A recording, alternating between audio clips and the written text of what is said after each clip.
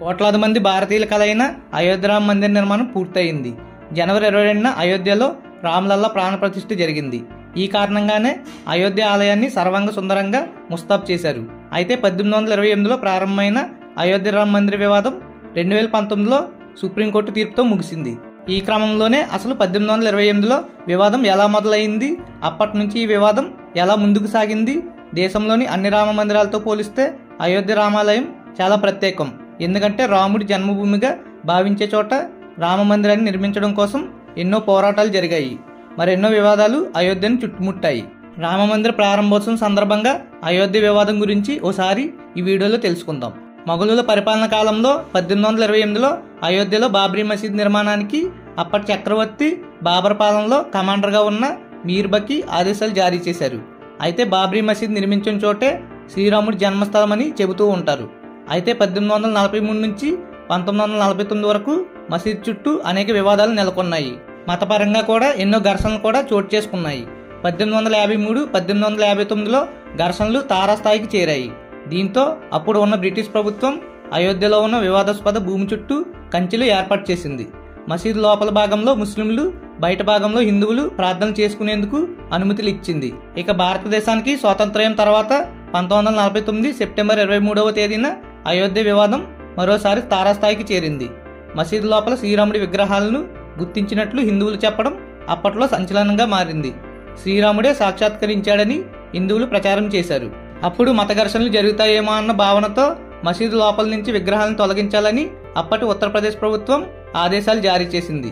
మతపరమైన మనోభావాలు దెబ్బతింటే ఏర్పడే హింసను నియంత్రించడం కష్టమంటూ రాముడి విగ్రహాలను మసీదు లోపల నుంచి తీయలేమని అప్పటి జిల్లా మెజిస్ట్రేట్ కేకే నాయర్ చెప్పారు. ఇక 1950లో ఫరీదాబాద్ సివిల్ కోర్టులో 2 పిటిషన్లు దాఖలయ్యాయి. వివాదాస్పద భూమిలో రాముడికి పూజలు చేసేందుకు అనుమతి ఇవ్వాలని కొన్ని లాసూట్స్లో పిటిషన్లు పేర్కొన్నారు. 1961లో మసీదులోని విగ్రహాలు తొలగించి వివాదాస్పద భూమిని తమకు అప్పగించాలని కోరుతూ ఉత్తరప్రదేశ్ సున్నీ వక్ఫ్ బోర్డు కోర్టులో పిటిషన్ దాఖలు చేసింది. 1986లో ఉమేష్ చంద్ర పాండే వేసిన పిటిషన్ ఆధారంగా వివాదాస్పద భూమికి ఉన్న తాళాలను తీసేసి హిందువులు ప్రార్థన చేసుకోవచ్చని తెలిపారు. ఫిబ్రవరి 1వ తేదీన ఫరీదాబాద్ జిల్లా జడ్జి కేఎం పాండే అనుమతులు ఇచ్చారు. ఇక అయోధ్య రామ జన్మభూమి స్థలం బాబ్రీ మసీదు వివాదంలో అతిపెద్ద ఘటన 1992 డిసెంబర్ 6వ తేదీన చోటు చేసుకుంది. విశ్వ హిందూ పరిషత్, శివసేన కార్యకర్తలు వివాదాస్పద భూమిలోకి చొచ్చుకెళ్లి వివాదాస్పద ప్రాంగణంలోని బాబ్రీ మసీదు కట్టడాన్ని ధ్వంసం చేశారు. ఆ ఘటన దేశవ్యాప్తంగా సంచలనం రేపింది. ఆ తర్వాత దేశవ్యాప్తంగా అనేక చోట్ల మత ఘర్షణలు చోటు చేసుకోగా వేలాది మంది ప్రాణాలు కోల్పోయారు. ఇక ఆ ఘటన తర్వాత 2002లో హిందూ కార్యకర్తలే లక్ష్యంగా గుజరాత్లో గోద్రా అల్లర్లు జరిగాయి. ఆ తర్వాత నెలకొన్న హింసాత్మక ఘటనలో 2000 మంది ప్రాణాలు కోల్పోయారు. ఆ తర్వాత 2010లో వివాదాస్పద భూమిని 3 భాగాలుగా విభజిస్తూ అలహాబాద్ హైకోర్టు కీలక తీర్పు వెలువరించింది. సున్నీ వక్ఫ్ బోర్డు రామ్లల్లా విరాజ్మాన్ నిర్మోహి ఆకారాలకు పంచుతూ నిర్ణయం తీసుకుంది. దీన్ని సుప్రీంకోర్టులో సవాల్ చేయగా అలహాబాద్ హైకోర్టు ఇచ్చిన తీర్పుపై 2011లో సుప్రీంకోర్టు స్టే విధించింది. ఇక 2011 నుంచి 2016 వరకు అయోధ్య వివాదం చుట్టూ సుప్రీంకోర్టులో ఎక్కువసార్లు విచారణ జరిగింది. చివరగా 2017లో అవుట్ ఆఫ్ కోర్ట్ సెటిల్మెంట్ కోసం సుప్రీంకోర్టు పిలుపునిచ్చింది. అదే సమయంలో అనేక మంది రాజకీయ నేతలపై క్రిమినల్ అభియోగాలు మోపింది. మధ్యవర్తిత్వంతో అయోధ్య వివాదాస్పద భూమికి పరిష్కారం కోసం 8 వారాలు గడువిస్తున్నట్టు 2019 మార్చి 8వ తేదీన సుప్రీంకోర్టు ప్రకటించింది. అయితే ఈ మధ్యవర్తిత్వం ద్వారా ఎలాంటి పరిష్కారం ఉండదని 2019 ఆగస్టు 2వ తేదీన సుప్రీంకోర్టుకు మీడియేషన్ ప్యానెల్ నివేదికను అందించింది. దీంతో అప్పటి నుంచి అయోధ్య బాబ్రీ మసీదు వివాదంపై సుప్రీంకోర్టు రోజువారీ విచారణ చేపట్టింది. 2019 ఆగస్టు 16వ తేదీన అయోధ్య వివాదంపై తీర్పును రిజర్వ్లో ఉంచింది.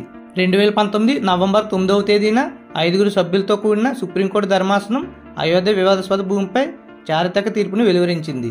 2.77 ఎకరాల వివాదాస్పద భూమిని రామమందిర నిర్మాణానికి అప్పగిస్తూ సంచలన తీర్పునిచ్చింది. మరో 5 ఎకరాలను మసీదు నిర్మాణానికి కేటాయించింది. ఆ తీర్పుతో దేశవ్యాప్తంగా హిందువులు సంబరాలు చేసుకున్నారు.